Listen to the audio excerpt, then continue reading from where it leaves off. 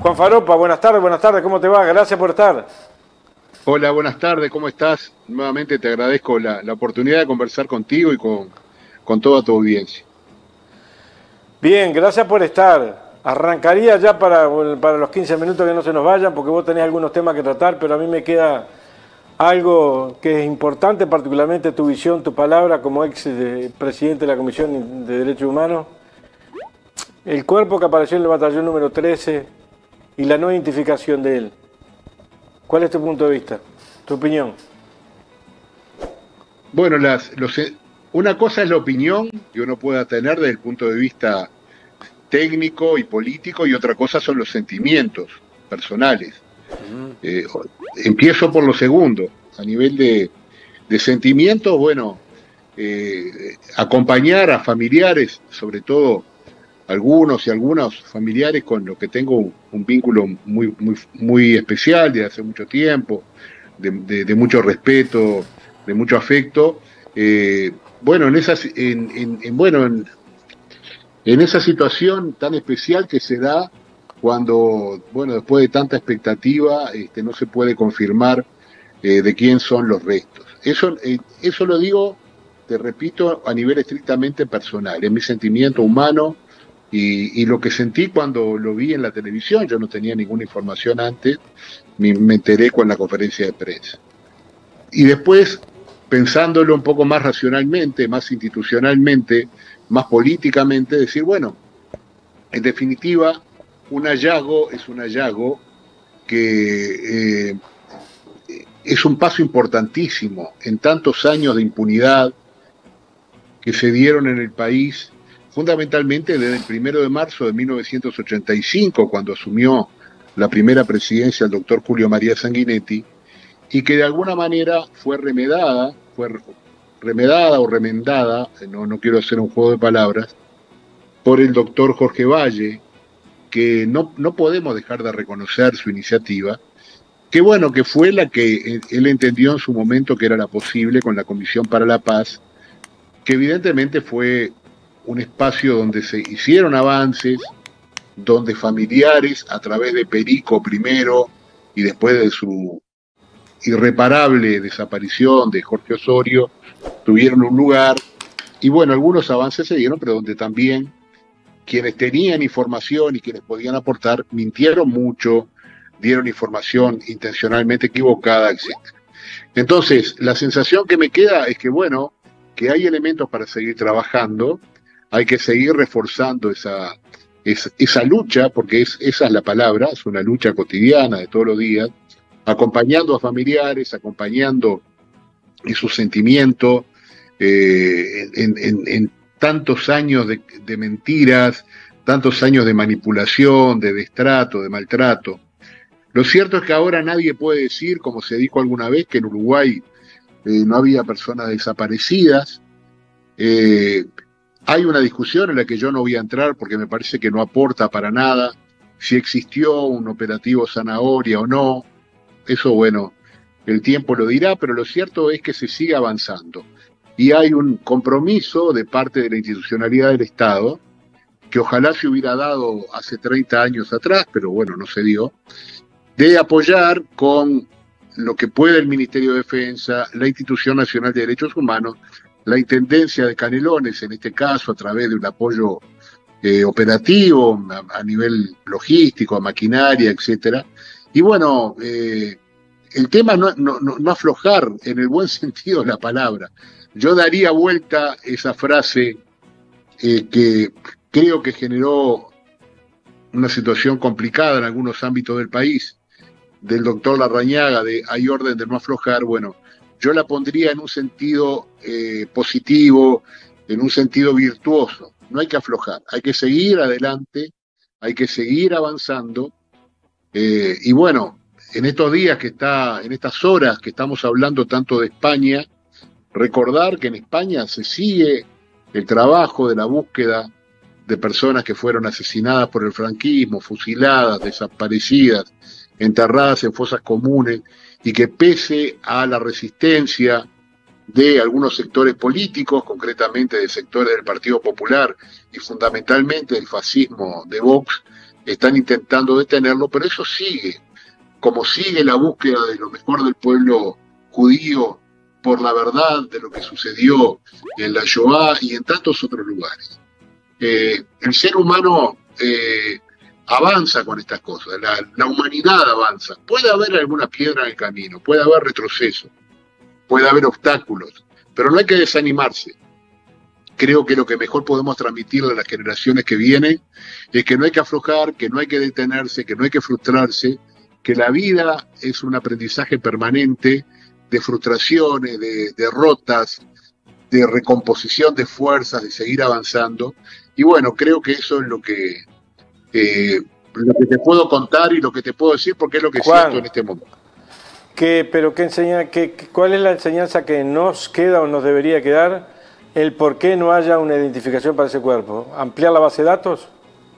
No, por lo que han dicho los técnicos, y yo por supuesto lo respeto mucho, es que la base de datos es una base incompleta, es una base voluntaria. En la medida que se pueda, repito para que quede claro, la identificación del ADN del cuerpo que se encontró últimamente en el batallón 14 es perfecta, no hay problema para la extracción del ADN. ¿Ah? La muestra es correcta. Lo que no existe hasta ahora es una muestra en el banco de datos con la que contrastar, comparar ese tipo de muestras.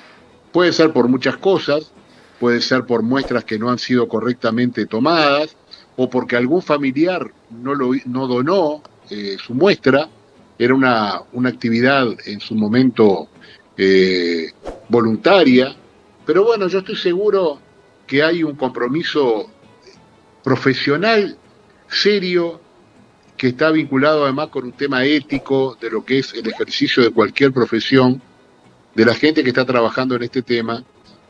Y bueno, no tiene que ser esto una mirada de frustración, de qué macana, qué rabia, qué dolor. Ya hemos pasado dolores iguales o peores y hemos seguido adelante. Entonces lo importante acá es que no se detenga esta posición de la sociedad civil, de las organizaciones sociales, de seguir exigiendo verdad, de seguir exigiendo que se respete a los familiares, a quienes más sufrieron, y también, por supuesto, a la sociedad uruguaya. Toda sociedad tiene derecho a conocer su verdadera historia, en lo bueno o en lo malo que tiene. No se puede borrar la historia de un plumazo. La historia está ahí y es importante que se conozca. Si la borramos, como por ejemplo intentó hacer el presidente de la República hace poco tiempo con el mascarón de proa del buque Graf Spee, el Águila, que planteó fundirlo. No, eso está ahí, existió, el nazismo existió. Hubo una flota de guerra de la Alemania nazi. Eso es parte de la historia. No lo podés hacer desaparecer para que quede dulcificado. No, es la muestra del horror. Y como hay en muchos países que vivieron directamente los horrores de la guerra, son cosas que hay que mantenerlas, hay que mostrarlas. Y en el caso de nuestro país, continuar fortaleciendo los sitios de memoria, la historia, la memoria colectiva, y que no se olvide, que no pasemos de canal, como se dice naturalmente, de un día para el otro. Me decías que hubo un seminario. Te escuché, perdón, ¿me podés repetir la pregunta? Habías dicho que hubo un seminario hace poquitos días, una actividad que participaste. A ver, en principio podríamos entender que es sobre otro tema, pero si lo pensamos más claramente, el tema es el mismo. El seminario tiene que ver con un trabajo que estamos haciendo varios compañeros de muchos años de nuestra generación y gente más joven para favorecer y para aportar en el debate público lo que tiene que ver con la rendición de cuentas por parte del Estado. El Estado es un representante nuestro y todos los representantes tienen que rendir cuenta de lo que hacen. Yo siempre digo lo mismo, si a mí me dan, cuando yo era chico me daban 10 pesos para ir al almacén, cuando volvía mi padre me pedía que le rindiera cuentas. ¿Cuánto gastaste? ¿Cuánto es el vuelto? Bueno, tomá, acá tenés una moneda para comprarte algo. Pero eso es básico. En una democracia los gobernantes son mandatarios de la sociedad. Entonces no puede entenderse que los mandatarios no rindan cuentas. O cuando rinden cuentas nos mientan. Si yo le mentía a mi viejo y me quedaba con una moneda que no correspondía en el bolsillo, no me iba a ir muy bien.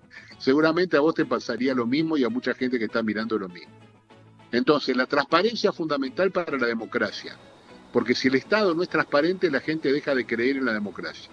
Y cuando la gente deja de creer en la democracia, es complicada la cosa, porque aparecen los visionarios, los iluminados, los que prometen resolver todo con mano dura, y bueno, la historia ya la conocemos. Entonces este seminario original tuvo que ver con la transparencia en el sistema de administración de justicia, que es uno de los grandes temas que es importante discutir en este Uruguay, que no afecta para nada, por ejemplo, por supuesto que no, la independencia del Poder Judicial, pero que sí de alguna forma cuestiona algunas formas de actuación administrativa del Poder Judicial, cómo se seleccionan los jueces, cómo se los capacita, cómo se los selecciona, cómo los jueces son promovidos de un cargo a otro, cómo son ascendidos, cómo son seleccionados, qué conoce la gente respecto a sus derechos, cómo funciona la Defensoría Pública. Hay una serie de temas que son importantes y que por el trasiego de cosas... Aunque el juez hoy ha pasado a un segundo plano, ¿no? Claro, el juez hoy ha pasado a un segundo plano o se ignoran directamente, Yorka. Se ignoran. Y aquí hay una especie de vaca sagrada o de mito que es la independencia del Poder Judicial, que nadie la cuestiona, pero discutir sobre cómo funciona el Poder Judicial no es afectar su independencia, porque la independencia del Poder Judicial es una de las garantías básicas de la protección de los derechos humanos. Eso nadie lo discute. Y a nivel democrático, obviamente, si no hay garantía para los derechos humanos, no hay democracia. Pero habría que empezar a hablar con calma. Seguramente son temas que van a llevar, como muchos otros, un tiempo, pero hay que empezar a conversar. Es decir, ¿de qué manera se administra justicia en Uruguay? Si hay un acceso a la justicia para todos y para todas igualitario, o depende de la situación social y económica que cada uno tiene. Si los jueces son independientes, sin duda, para afuera, o sea, yo no tengo duda que los jueces cuando tienen que dictar una sentencia actúan con un concepto de independencia muy importante respecto a otros poderes del Estado, pero los jueces también son independientes en lo interno, para adentro, porque si algún juez, y pasó en algunos casos, el caso de mi colega Mariana Mota es el más emblemático, puede resultar molesto a determinados intereses, esa independencia termina en un ascenso para sacarla del medio, por ejemplo. ¿Ah? Entonces, esos temas hay que hablarlos y hay que dejarse de embromar. Acá nadie está cuestionando que el Poder Judicial debe ser independiente. Acá lo que estamos pensando es en si el país puede seguir con un sistema que no es transparente, porque ni vos, ni yo, ni la audiencia sabe por qué se elige a un juez para ir a determinado lugar, por qué se lo traslada, por qué se lo puede bajar en la lista de promoción. Hace poco el Parlamento aprobó una lista para que los jueces ingresaran por concurso y la Suprema Corte la declaró inconstitucional porque decía que afectaba las competencias de la Corte. Lo que es una barbaridad. En cualquier empleo si público, la justicia funciona democráticamente, te lo repito la pregunta, está en tela de juicio si la justicia funciona democráticamente. Pero es que la justicia, el Poder Judicial, es un poder del Estado, es parte del Estado. Y la gente tiene derecho a saber cómo ingresa un funcionario al Poder Legislativo, al Poder Ejecutivo o al Poder Judicial. ¿Cómo lo ascienden? ¿Hay concursos de ascenso? ¿Realmente los mejores son los que ascienden? ¿Realmente se sanciona a los peores? Los jueces y las juezas pueden resolver en contra de la jurisprudencia permanente de la Suprema Corte, por ejemplo, sin tener temor de que eso le pueda generar algún tipo de afectación en su carrera profesional. Entonces, hay muchas cosas para conversar y para hablar. Yo te digo, después de haber sufrido los últimos meses en la Institución Nacional de Derechos Humanos, que es un órgano de control, donde los ataques, sobre todo a partir del principio del 2020 hasta el final de mi mandato, fueron permanentes, fueron muy groseros, hay que fortalecer el control, el contralor. El poder que no tiene contralor democrático es peligroso. Siempre debe haber un control para que el Estado sea transparente, para que rinda cuentas, para que presente no solamente los balances económicos de en que gasta el dinero, que es muy importante sin duda, sino por qué hace una cosa, por qué no hace otra, por qué se elige a determinada persona para estar en determinado cargo. En los países más avanzados en términos de transparencia, para nombrar un cargo público importante, hay audiencias públicas. Hay audiencias. Se convocan las audiencias y la gente participa. Bueno, esperemos poder llegar a eso en algún momento. ¿Eso se trata del seminario que estaban haciendo, el que están trabajando? En eso estábamos. Y ¿Es la idea abierto? ¿Es abierto? ¿Ya hay un grupo? Totalmente abierto, se difunde por las actividades, por las redes sociales, por internet.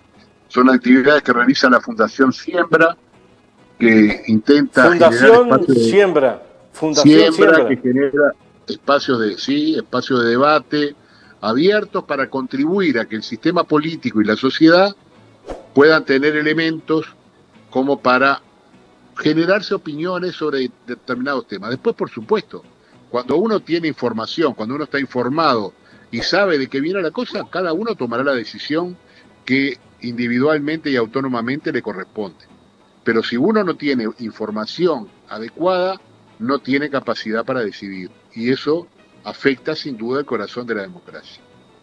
Gracias, Juan, un placer tenerte aquí en Andares. Bueno, reitero el concepto de lo que era la dirección Fundación Siembra, por Facebook, por Twitter, por Instagram, ¿por dónde? Exactamente, por cualquiera de las redes se puede encontrar. Bien, muchísimas gracias, Juan, nos reencontramos en 15 días. Bueno, que pase muy bien, buenas tardes. Un abrazo, un abrazo.